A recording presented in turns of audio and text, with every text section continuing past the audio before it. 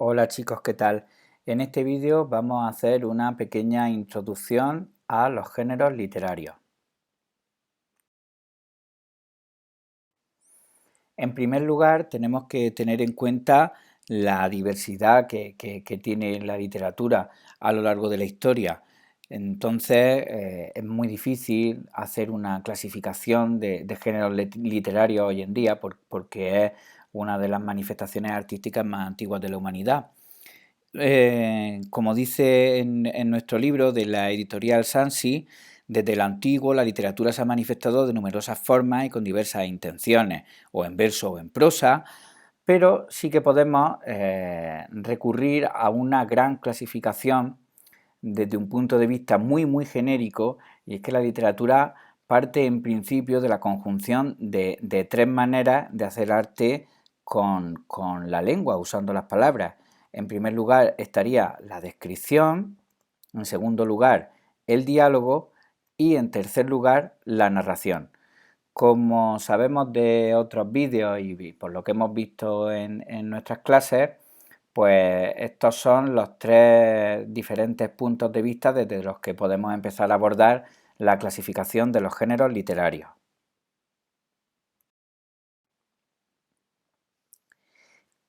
Claro, son muchos los problemas que tenemos a la hora de clasificarlos, en primer lugar, porque puede haber criterios muy diferentes en función de la época.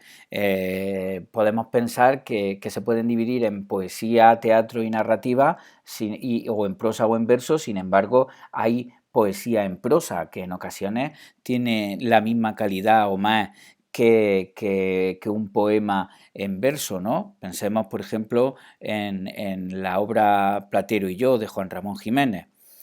Al igual que puede estar en verso, pero ser una narración, como por ejemplo en las fábulas literarias de Iriarte. En todo caso, en cualquier clasificación suele tener en cuenta cómo se involucra el autor en la obra, ¿no? A partir de qué punto de vista aparece la voz del autor. Y esa es la manera más fácil, la que se ha seguido a lo largo de la historia, más sencilla, para poder clasificar los diferentes géneros literarios.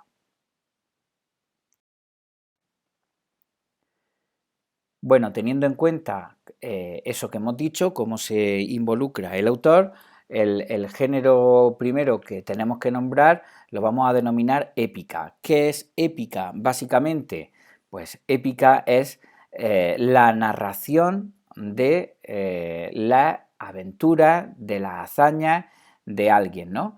En primer lugar, pues así a bote pronto podemos describirlo como hazañas de héroes identificados con la comunidad y se identifica con el género narrativo, evidentemente, puesto que lo que está haciendo es contarnos esas aventuras, contarnos las acciones que juntas suman un argumento. Y en un principio la épica estaba formada por los poemas épicos, ¿no? Que que en la mayoría de las ocasiones están escritos en verso y que poco a poco van evolucionando hacia relatos normales, ¿no? Entonces vamos a abordar los géneros, los subgéneros que emanan de esta primera gran corriente que hemos denominado épica.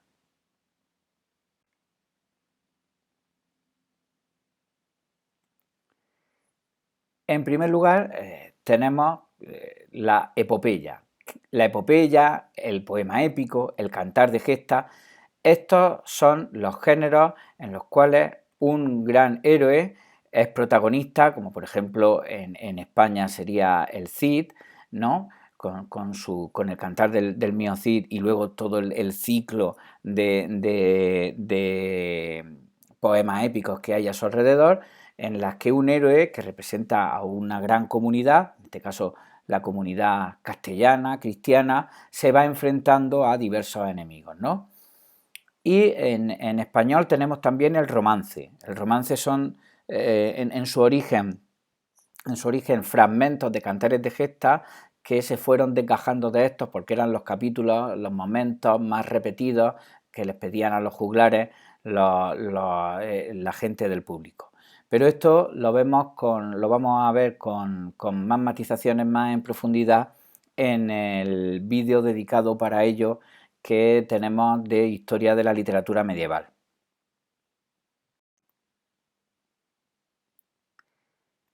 En segundo lugar, tenemos la narrativa en prosa, que también deriva de la épica, puesto que también nos está contando de algún modo las aventuras de un héroe, entre comillas, que sería el protagonista, ¿no? Y ahí aparecen los cuatro grandes géneros literarios narrativos: la novela corta, el cuento y la leyenda. Y cada uno de ellos pues se diferencia por pura lógica. Creo que no hace falta ni dar definiciones, ¿no? Pues la novela tiene un desarrollo más largo, ¿no? Aparecen más personajes. La novela corta, como por ejemplo las que pone de moda con las novelas ejemplares Miguel de Cervantes, tiene una duración menor. El cuento, que puede ser cuento literario o cuento tradicional, cuento popular, solamente nos está contando una, dos, tres acciones a lo sumo de pocos personajes. Su duración suele ser mucho más corta, y la leyenda pues de origen tradicional y trata de dar muchas veces respuesta a algún aspecto de la vida social, de la vida comunitaria. Por ejemplo, leyendas que tratan de explicar los orígenes de lugares mágicos, de fuentes, o leyendas que tratan de explicar las apariciones del patrón de la comunidad, etcétera.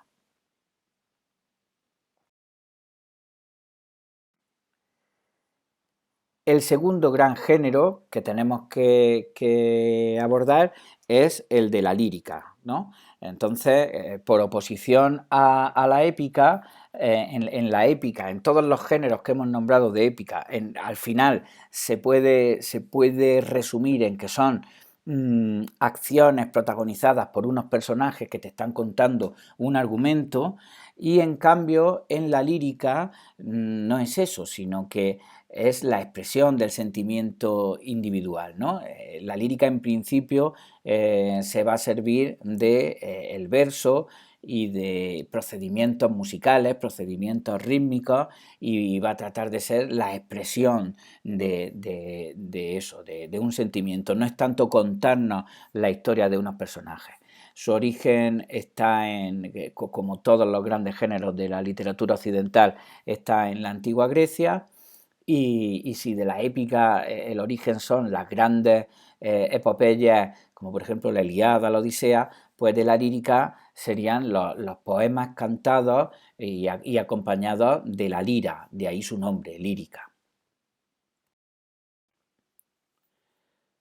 Entonces, los géneros más clásicos que podemos nombrar pues son el himno, dedicado a alguien o a algo; la oda, que es similar; luego la égloga, que son poemas líricos protagonizados por pastores en ambientes bucólicos; la elegía, que es el canto, el llanto por la muerte de alguien; la canción; y la sátira, que tiene un punto humorístico.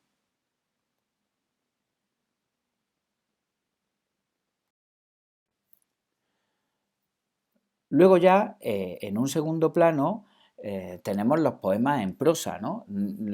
Porque sea lírico, porque clasifiquemos como lírica una obra literaria, no tiene forzosamente, como hemos dicho antes, por qué ser en verso. Entonces vamos a citar, por ejemplo, este poema en prosa precioso de Juan Ramón Jiménez, que se llama El río, y que es pura lírica. No está contando nada, no está contando unas acciones de unos personajes, pero está en prosa, no está en verso. Y dice así: El río. Este es el verdadero río, amor soñado. Tú estás en la nada y yo en la vida. Solo el tiempo corre entre los dos. Las orillas son iguales, pero apenas se ve de la otra ahora que el río es tan ancho. Pero el río se irá estrechando, y yo te veré, amor soñado, y yo lo pasaré, y me quedaré contigo para siempre. Bueno, es un poema que es una preciosidad, ¿no? El deseo de encontrarse con la persona amada, puesto aquí en prosa, aunque podría ir perfectamente en verso, ¿no?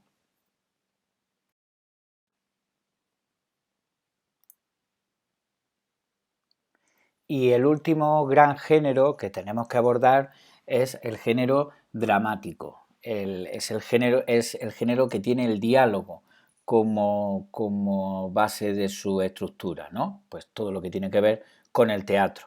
En el género dramático, los personajes, como dice en la diapositiva, se presentan sin intermediación, hablando y accionando habitualmente ante un público espectador, y el autor no interviene expresamente, salvo en alguna acotación, para indicar cómo debe desarrollarse la escena, el vestuario, la decoración, los movimientos de los actores, etcétera. Puede estar en verso, puede estar en prosa. No hay una tipografía especializada para el género dramático, para los géneros dramáticos.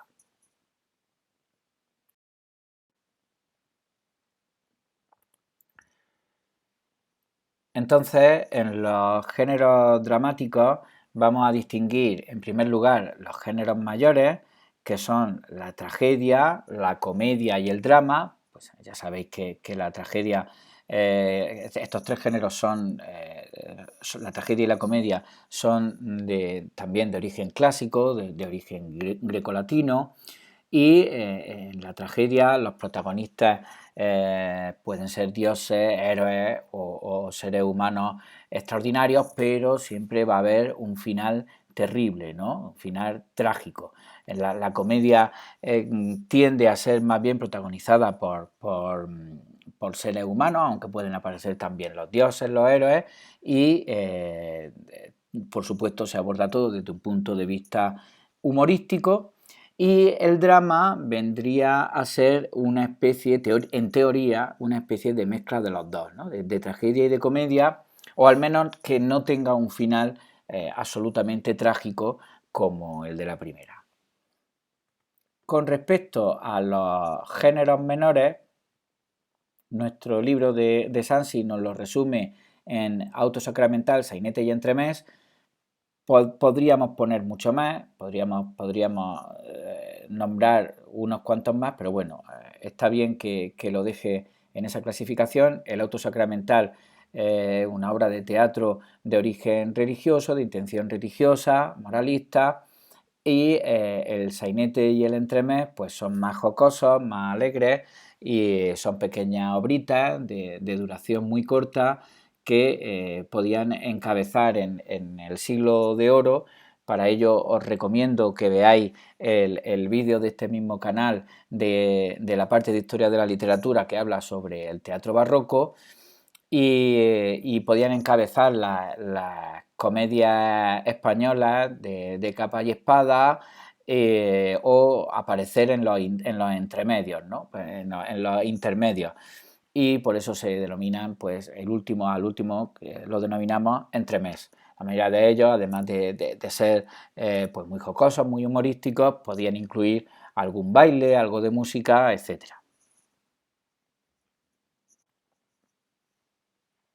Bien, y con la recomendación de que si queréis profundizar, veáis los vídeos que tengo en este mismo canal sobre historia de la literatura, literatura medieval, literatura renacentista, teatro del barroco, etcétera. Os dejo y espero que el vídeo haya sido de vuestro provecho, y nos vemos en el siguiente.